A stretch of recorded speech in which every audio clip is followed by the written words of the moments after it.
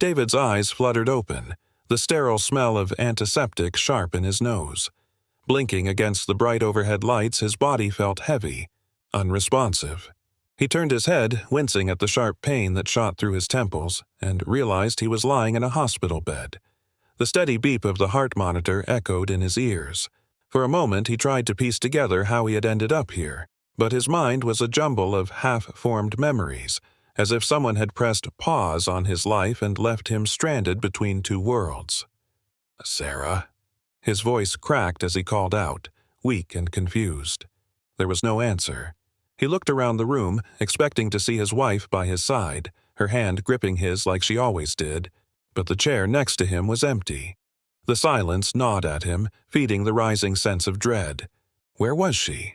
His eyes darted to the door, half expecting Ethan, his son, to come running in, shouting about the latest video game he was obsessed with. But the hall beyond was vacant. David pressed the nurse call button, the urgency in his chest growing. Moments later, a nurse appeared, her face calm but distant, the kind of face that had seen too many emergencies to ever reflect the gravity of the moment. "You're awake, Mr. Connors?" she said, checking the monitors and noting something on her clipboard. Where is my family?" His voice barely above a whisper. The nurse paused, her eyes flicking to the side for just a second too long. "I'll get the doctor for you." "No." David's voice grew stronger. "Where is my wife? Where is Ethan?" The nurse opened her mouth, but no answer came out. She turned abruptly and walked out of the room. David's heart raced. He struggled to sit up, his muscles stiff and uncooperative. The IV tugged at his arm as he moved, but he didn't care. He had to find them. Just as he was about to swing his legs off the bed, he noticed a small piece of paper on the bedside table. It was folded neatly, his name scrawled in his son's familiar handwriting. His hands trembled as he picked up the note. "Find the truth. It's not what you think." His blood ran cold. The beeping of the heart monitor quickened as David stared at the words, the weight of them sinking in. His family was gone, and now the only clue he had was a cryptic message from his son. He knew one thing for sure: nothing in his life would ever be the same again. David's fingers clenched the note until it crumpled in his hand. His mind raced with questions. What happened? Where are they? Why would Ethan leave such a message? He inhaled deeply, the sterile hospital air doing nothing to calm the rising tide of panic. The nurse hadn't returned, and time felt like it was stretching thin. He swung his legs over the side of the bed, his muscles protesting the movement. His feet touched the cold tile floor, and he tried to stand, wobbling slightly but finding his balance. He glanced around, searching for answers, for something, anything, that could tell him where Sarah and Ethan had gone. Clutching the IV stand for support, David shuffled toward the door. He pulled it open and peered out into the hall. The corridor stretched long and empty, lined with identical doors that led to other patients' rooms. It was eerily quiet, save for the soft murmur of distant voices and the hum of fluorescent lights overhead. His heart pounded in his chest as he took a step into the hallway. He needed answers, and standing in his hospital room was getting him nowhere. He spotted a nurse at the far end of the corridor, walking briskly in the opposite direction. "Excuse me," he called out, his voice rasping. The nurse didn't seem to hear him. She disappeared around the corner, leaving David to stumble forward on his own. He passed a small waiting room, the TV mounted in the corner flickering with muted news. His eyes caught the headline rolling across the screen. "Family of 3 missing after mysterious crash." His breath hitched. Was it referring to him? David's legs weakened as he approached the screen. The anchor spoke in a somber tone, the muted words matching the movement of her lips. A family photo flashed on the screen, a smiling woman, a young boy with a playful grin, and a man. His family. The remote sat on a nearby table, and with trembling hands David grabbed it, turning up the volume. Tragic accident occurred just outside the city limits. Sarah Connors, her husband David Connors, and their son Ethan were reported missing after their car plunged into the river. Authorities have been unable to locate any bodies, leading to a growing mystery. His knees buckled. The room spun as the reality of the situation hit him like a sledgehammer. The accident, the car, the river, but I'm here, I'm alive. The voice on the TV droned on. Police have called off the search for the Connors family, citing a lack of evidence. Sources say the case may be linked to foul play, but nothing has been confirmed. David's breath came in ragged gasps. Missing? Why was I here? Why weren't they with me? Suddenly, everything felt too small, too tight. He dropped the remote and stumbled out of the waiting room, the walls closing in as panic gripped him. The hospital staff seemed to blur around him as he moved. He grabbed the arm of the first doctor he saw, an older man with graying hair. "What happened to my family?" David demanded, his voice shaking. The doctor looked at him, startled. "Mr. Connors, you need to sit down." "No!" David's grip tightened. "Tell me where they are. Where is Sarah? Where is Ethan?" The doctor gently peeled David's hand from his arm. "Mr. Connors, please. You've been through a lot. You need to rest." David shook his head violently. "I don't need rest. I need answers." The doctor hesitated, then glanced around before speaking in a low voice. "Your family. They were in the car with you when the accident happened. You've been in a coma for 6 months." David's vision blurred. 6 months? Why am I still here? Why haven't they found them? His voice cracked, the weight of the words threatening to crush him. The doctor sighed. "The search was extensive. The authorities looked for weeks, but there was no trace. The accident, it was severe. The car was swept into the river during a storm. No bodies were recovered." David's head spun. It didn't make sense. If the accident had been so devastating, how was he standing here?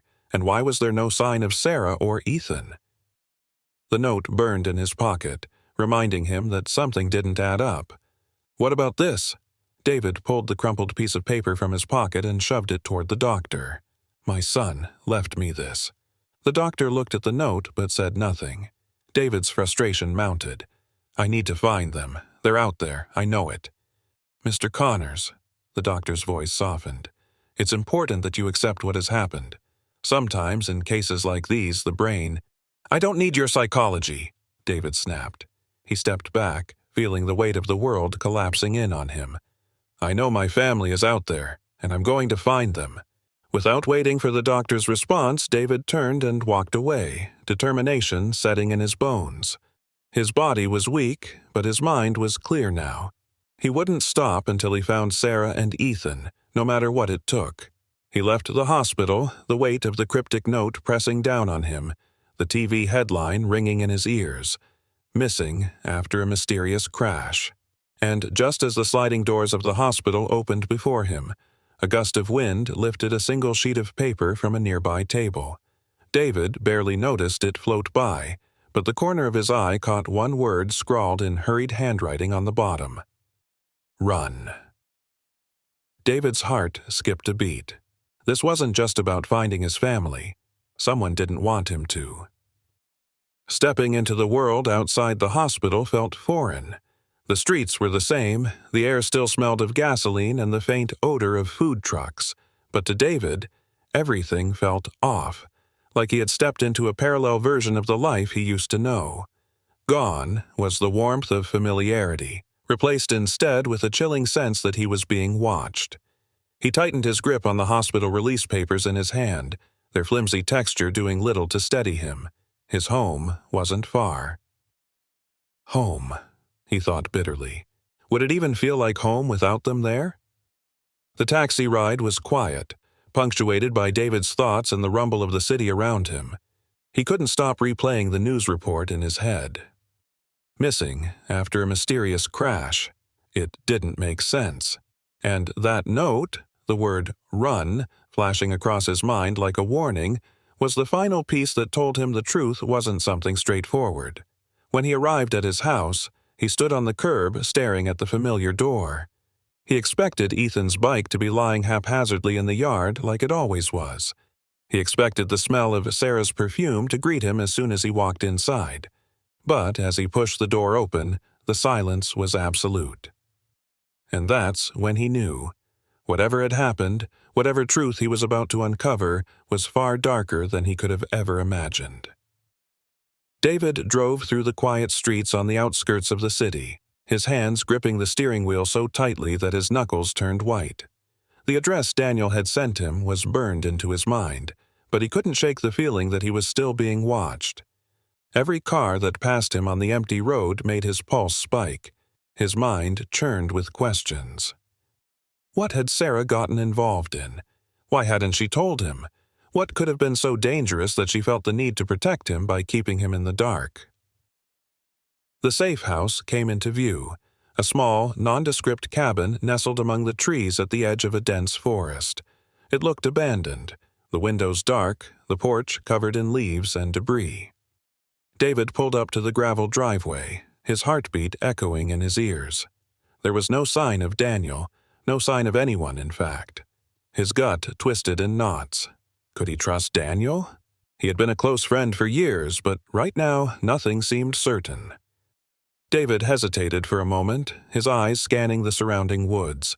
Then, taking a deep breath, he stepped out of the car and approached the door.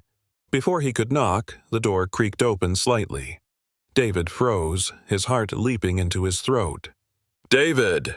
a voice called from inside. It was Daniel's voice, low and cautious. "Come in, quickly." David pushed the door open and stepped inside. The cabin was small, dimly lit by a few scattered lamps. The furniture was old and worn, the air thick with the smell of damp wood. Daniel stood by the window, peeking through the curtains as if expecting someone to burst in at any moment. "Lock the door," Daniel said without turning around. David closed the door and slid the bolt into place, the sound unnervingly loud in the stillness. He turned to face Daniel, his mind racing. "What the hell is going on, Daniel?" Daniel finally turned to him, his face lined with stress and fatigue. "It's worse than you think, David. Much worse." David's jaw clenched. "Start talking. Now." Daniel sighed and ran a hand through his hair. Sarah was part of a covert operation, a government project that was meant to stay buried. But things went wrong, and now the people involved are cleaning up the mess. That's why they took her. That's why they're after you. David's blood ran cold. What kind of project? Daniel hesitated, his eyes shifting. They were developing something. I don't know all the details, but it involved advanced technology, something that could change everything. Sarah was recruited because of her expertise. Expertise? David's voice rose. Sarah was a research scientist, not a spy. Daniel shook his head. She was more than that. She was part of a classified team, working on something that could rewrite the rules of everything. That's all I know, but when things started to unravel, she tried to get out. She wanted to protect you and Ethan, but they found out. That's why they staged the accident, why they took her and your son. David felt like the floor had dropped out from under him. He struggled to process the words, his mind reeling. So, this whole time, she was lying to me? I had no idea. She wasn't lying, David, Daniel said, his voice softening. She was protecting you. There were people watching her every move, and she couldn't risk you or Ethan being dragged into this. David's fists clenched. Well, we're dragged in now. I know, Daniel said grimly, and that's why we need to get you out of here. The people after you, they won't stop until you're either dead or under their control. David's heart pounded. And what about Sarah and Ethan? Where are they? Daniel's face darkened. I don't know exactly, but I have a contact who might be able to help. He was part of the same project Sarah was involved in. He's been in hiding for years, but I think he can lead us to the truth. David's breath came in short, sharp bursts. The truth. The cryptic note from Ethan echoed in his mind. Find the truth. It's not what you think. He thought back to the night of the accident. It had all seemed like a blur, just another tragic car crash. But now, nothing felt real. Every memory was colored with doubt, like he'd been living in a manufactured version of his own life. David looked at Daniel, his eyes burning with determination. I'm going to find them, and I'm going to bring them back. Daniel nodded. I'm with you, but we have to be smart. The people we're dealing with, they have resources, connections. If we make one wrong move, it could cost you everything." David's mind flashed back to the men in suits outside his house. They had been too professional, too calm. They were more than just ordinary thugs. "We need to find your contact," David said, his voice steady. "Where is he?" Daniel hesitated, glancing at the door as if expecting someone to burst in. "He's not in the country. We'll need to go off the grid, move fast. It's risky, but it's the only chance we have of finding Sarah and Ethan." David nodded. "Then let's go. Now." David and Daniel drove through the night, heading for a remote airstrip where a small, private plane awaited them.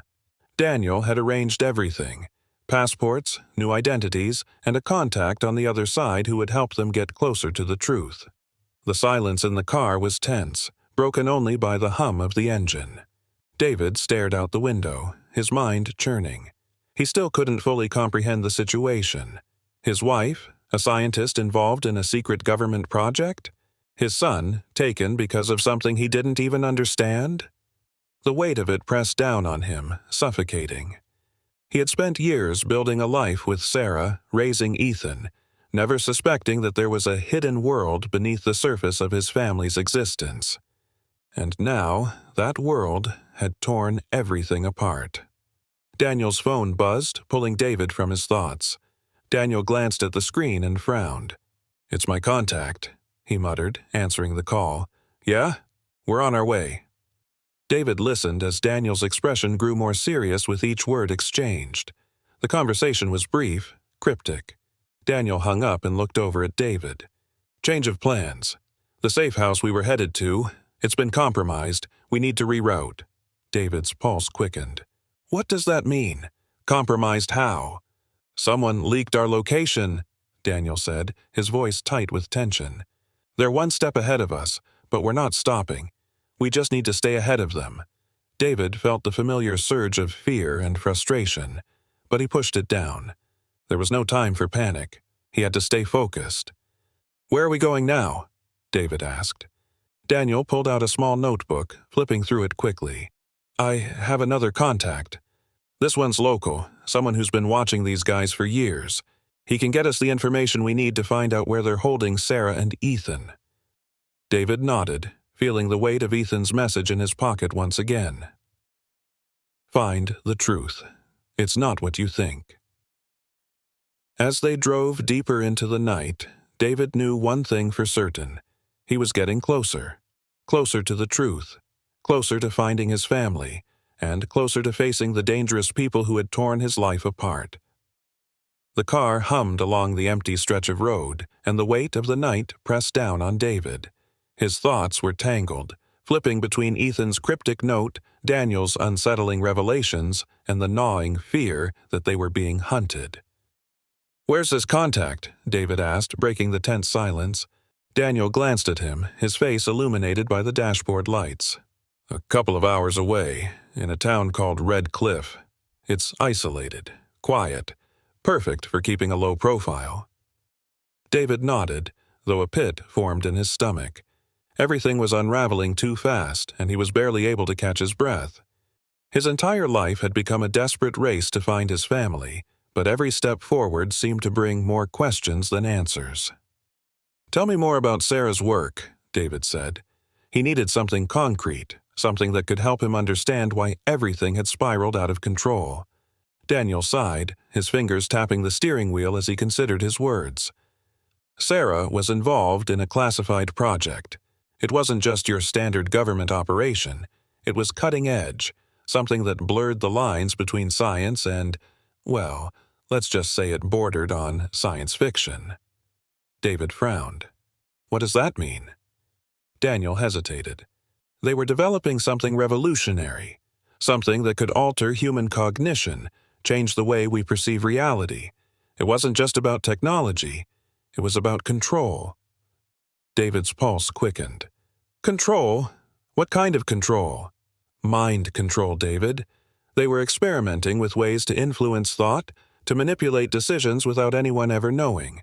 Sarah was one of the lead scientists on the project, but as things progressed, she saw the darker side of what they were doing. She wanted out."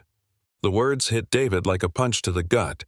He had always known Sarah was brilliant, but this was something far beyond anything he had imagined. His wife had been working on a project that could control people's minds. David leaned back in his seat, the weight of it all pressing down on him. And Ethan? Did they take him because of what Sarah knew? Daniel nodded. Sarah went underground to protect both of you, but when the car accident happened, they saw an opportunity. They took her, and they took Ethan as leverage. They knew that Sarah would do anything to protect her son, even if it meant giving them what they wanted. David's blood boiled. The thought of Ethan being used as a pawn in some twisted game made his heart race with fury. I have to get him back. And we will, Daniel said firmly. But we need more information. My contact in Redcliffe can help us. He's been tracking this organization for years, keeping an eye on their movements. He might be our best shot at finding out where they're holding your family. David nodded, his mind racing. He didn't fully trust Daniel, but right now he had no choice. This was his only lead, and he couldn't afford to lose it. As the road stretched on, the landscape around them grew more desolate. Tall trees lined the narrow highway, their branches casting eerie shadows under the moonlight.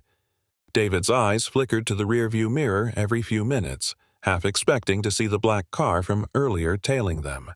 They passed through a small town, little more than a cluster of buildings and a gas station, before the road turned into a narrow, winding path. Red Cliff was still miles away, but the isolation already felt suffocating.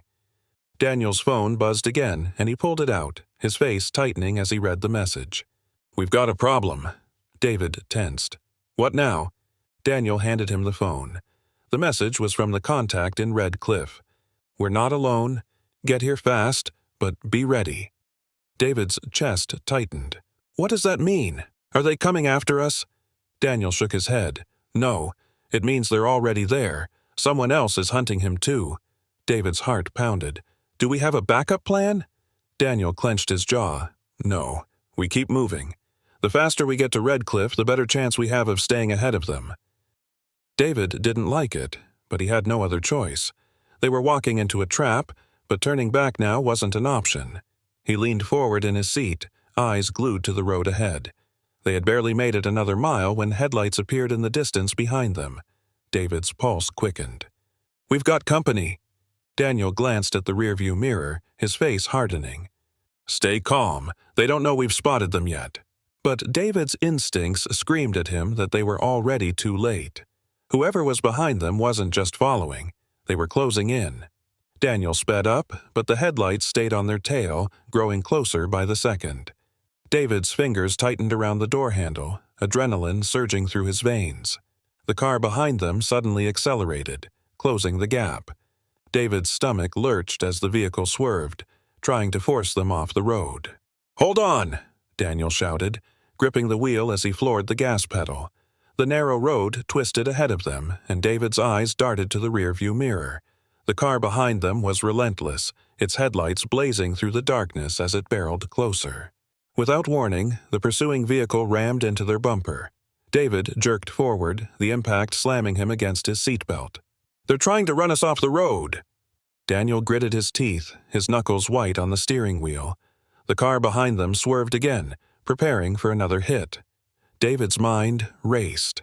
If they didn't do something fast, they'd be forced off the road, and whoever was behind them would finish the job. He glanced at Daniel, his voice tight. Can you lose them? Daniel's jaw tightened. I'll try. He yanked the wheel, sending the car careening around a sharp curve.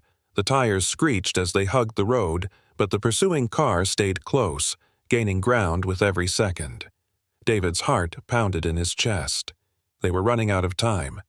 Take the next left, David shouted, spotting a narrow dirt road up ahead. Daniel didn't hesitate. He swerved onto the dirt path, the car jolting as it hit the uneven ground.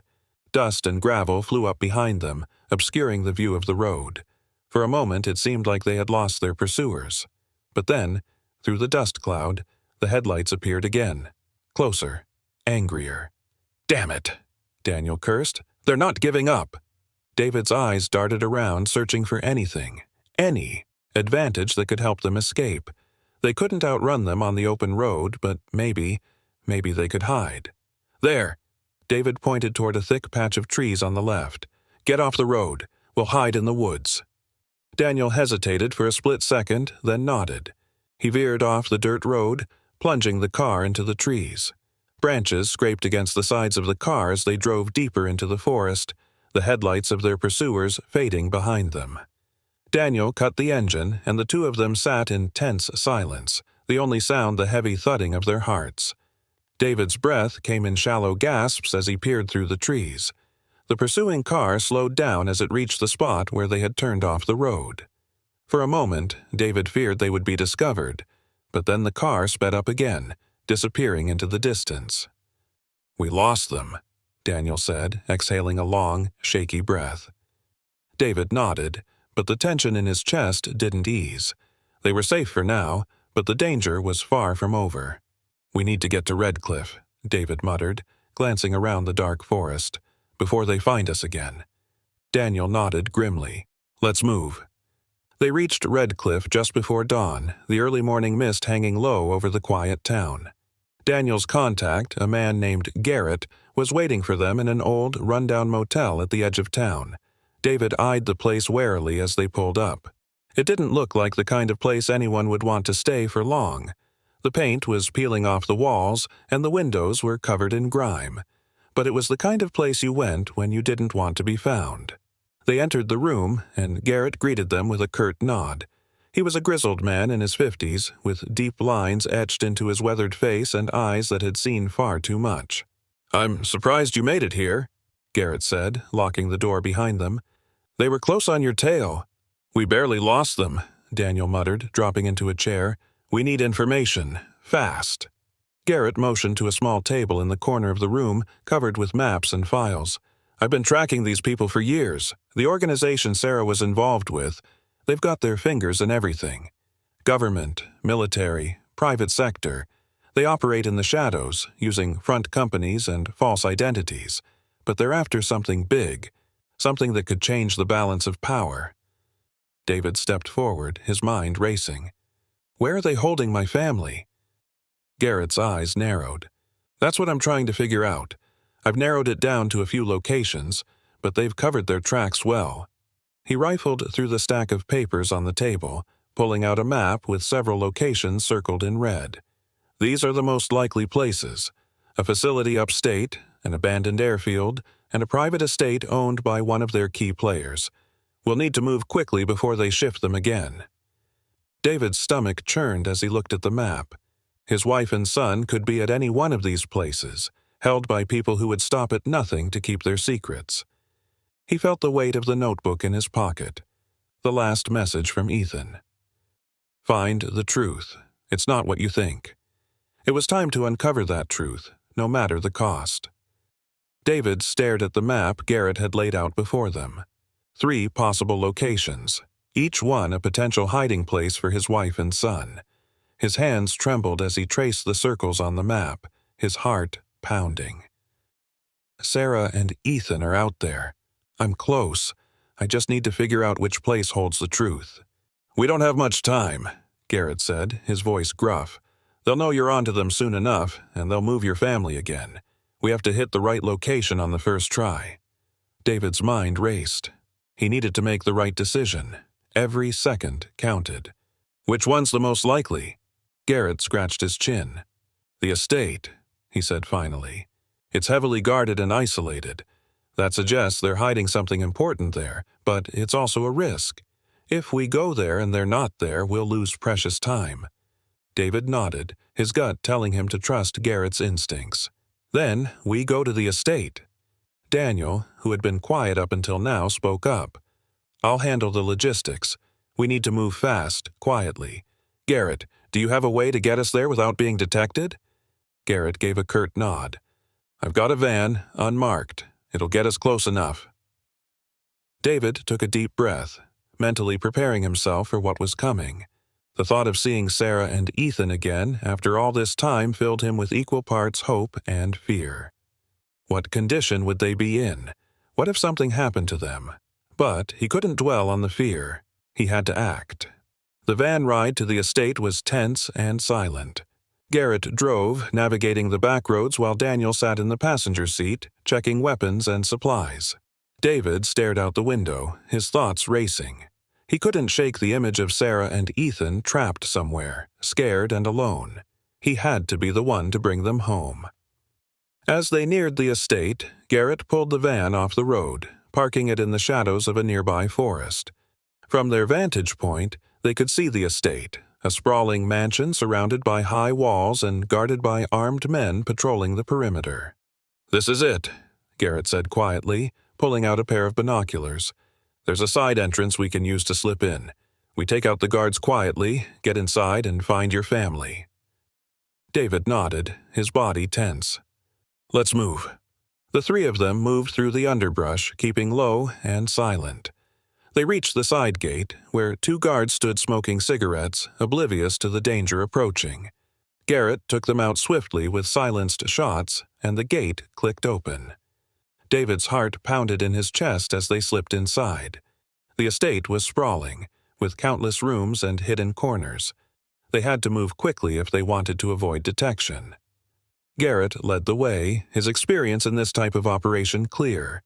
They navigated through hallways and staircases, each step bringing them closer to the heart of the mansion. David's palms were sweaty, his pulse quickening with every door they passed. Every second, he expected to run into more guards, or worse, find his family in terrible condition. As they neared the basement, Garrett held up a hand, signaling for them to stop. "There's a locked door ahead," he whispered. "My guess is that's where they're keeping them." David's stomach twisted with anxiety. This was it. He was about to find out if Sarah and Ethan were behind that door. He pushed past Garrett, unable to wait any longer, his desperation overwhelming him. But just as he reached the door, alarms blared throughout the estate.